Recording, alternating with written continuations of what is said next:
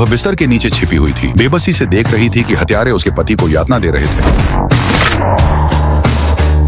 उसके पीड़ादायक चीखें कमरे में गूंज रही थीं, लेकिन वह हिम्मत नहीं जुटा पा रही थी कि कोई आवाज निकाले। उन्होंने उसे बिस्तर पर पटक दिया और लीडर ने मांग की कि चुराए गए हीरे और फ्लैश ड्राइव कहाँ हैं। वो एक छोटा इलेक्ट्रॉनिक डिवाइस था जो बेसमेंट में रखा हुआ था।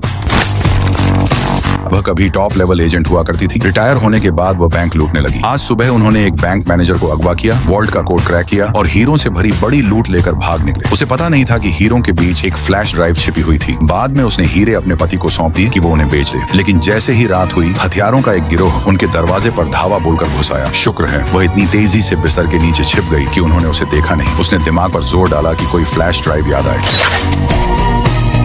चाकू की नोक की दिशा में देखा तो वो बिस्तर के नीचे चिपकी हुई थी। उसने जल्दी से उसे छीलकर अपनी जेब में ठूंस लिया। ठीक उसी पल एक और चाकू नीचे आया। दर्द असहनीय था। वह चीखना चाहती थी, लेकिन सिर्फ कालीन को दांतों से कसकर दबा पाई। कुछ पल बाद उसके पति की आवाज थम गई। उन्होंने उसे यातना देकर मार डाला। आंसू उसके चेहरे पर बह रहे थे। वह बेबस पड़ी रही। आखिरकार हत्यारे खाली हाथ चले गए। वह बिस्तर के नीचे से रेंग कर बाहर निकली, फर्श पर पड़ी बंदूक उठाई और उनका पीछा किया। उसने लीडर को बिल्कुल निशाने पर लिया था। वो किसी को रिपोर्ट कर रहा था, लेकिन जब उसने ट्रिगर दबाया तो कुछ नहीं हुआ। बंदूक खाली थी। वो वहां से भागी और कमरे की तरफ दौड़ी। उसने दूसरा मैगजीन उठाया, उसे ठोंका और बाहर खड़े गुंडों पर एक गोली चलाई। फिर दरवाजा लॉक कर दिया। जब बाकी हथियारों ने दरवाजा तोड़ा तो वह उनके पीछे से निकली। एक को मानव ढाल बनाकर एलिवेटर की तरफ पीछे हटी।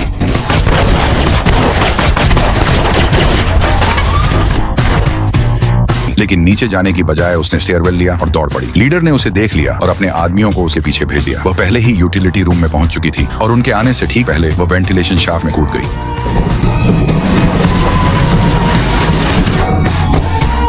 उसने रास्ते में कपड़े बदले और पार्किंग गैरेज में धड़ल्ले से घुसी। उसने एक कार चुराई जो अभी वॉश हो रही थी और रिवर्स में तेजी से भागी। हत्यारे उसके ठीक पीछे थे। उसने हैंड ब्रेक खींचा, कार को ड्रिफ्ट में घुमाया और सीधे उन पर चढ़ाई। वे घबरा गए और रास्ता छोड़कर भागे। वह एक कॉलेज जैसी जगह पर जा टकराई जहां हत्यारे बाहर ही रह गए, लेकिन उसे उम्मीद नहीं थी कि वो आदमी इतना बेरहम होगा। उसने एलिवेटर नीचे बुला दिया ताकि वे अंदर आ सकें। वो एलिवेटर के दरवाजे पर बंदूक ताने खड़ा हो गया, तैयार कि जैसे ही वे आएंगे उन्हें गोली मार देगा। लेकिन जैसे ही एलिवेटर आने वाला था, कुछ गड़बड़ लगा।